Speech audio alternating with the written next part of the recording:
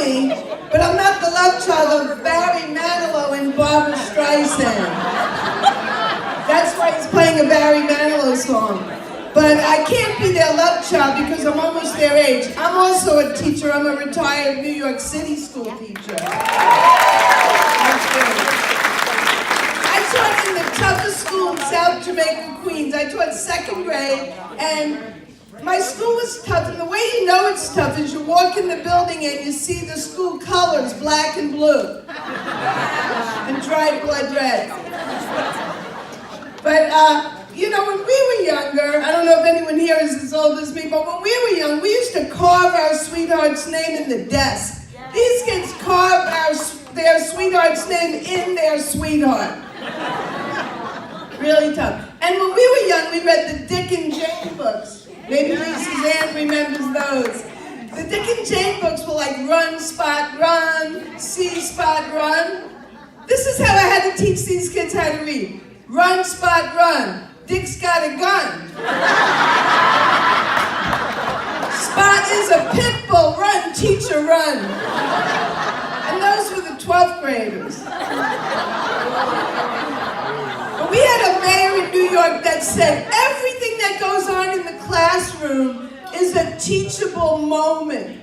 Like he knows what it's like to be in a classroom. So I remember once I was breaking up a fight, and this kid goes, "He choked me terrible." I said, "Stop. You're using your adverbs incorrectly. He choked you terribly."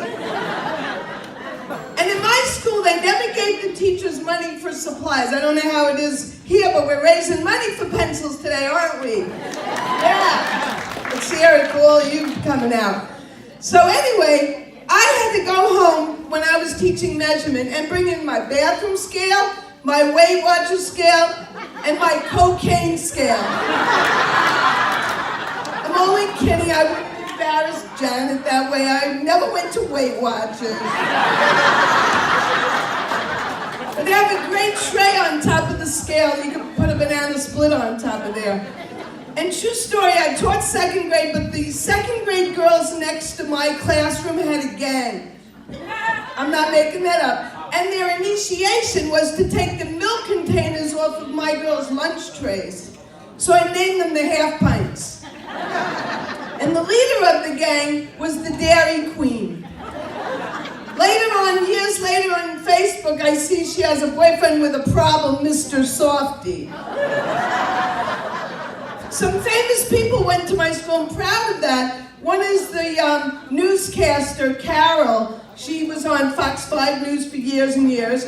And then 2 NFL stars, and the ATM Bandit. He didn't graduate, but he went to my school.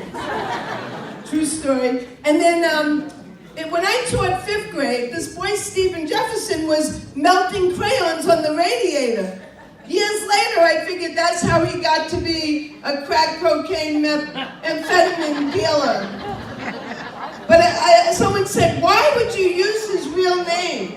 Well, I'm not making a Netflix special tomorrow. I don't think he's in his living room watching me tonight. But they have something, and some of you are teachers. Let's hear it for the teachers here tonight. Wow. Great. You know, they have these participation trophies. Even the people who aren't teachers, have you heard of these participation trophies? Well, for those who don't know, everybody gets some kind of an award just for showing up. And I could have used that on my honeymoon. In fact, both times I was married twice, because they both participated, but very little was accomplished. First, I was married to a Jewish guy, and then I was married to a Chinese guy. So people say, what's the difference? No difference. They're both cheap and drive terribly. PC correct, right?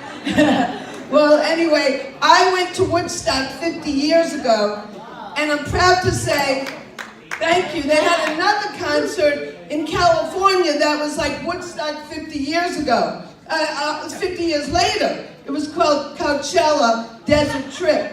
But things changed a little bit. For example, at Woodstock, there was a tent for bad acid trips, and at Coachella, there was a tent for bad acid indigestion.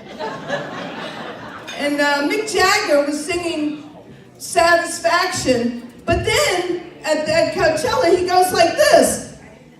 I stood up in front of thousands of people, I raised my hand. No, Mick Jagger, I came all the way out here. I'm going to sing Satisfaction to you, you sing it to me.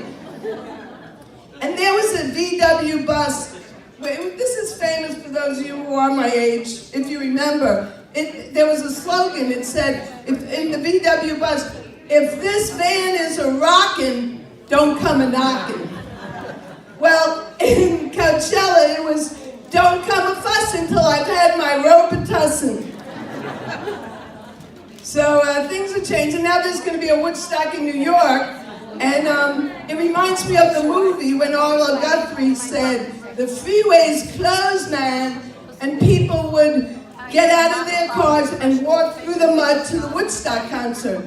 So what we did, it was exactly the same, except it was in a desert. We got out of our vans, we pressed the button, our wheelchairs came down, and we walked to the concert. Well, thank you very much. Enjoy the show.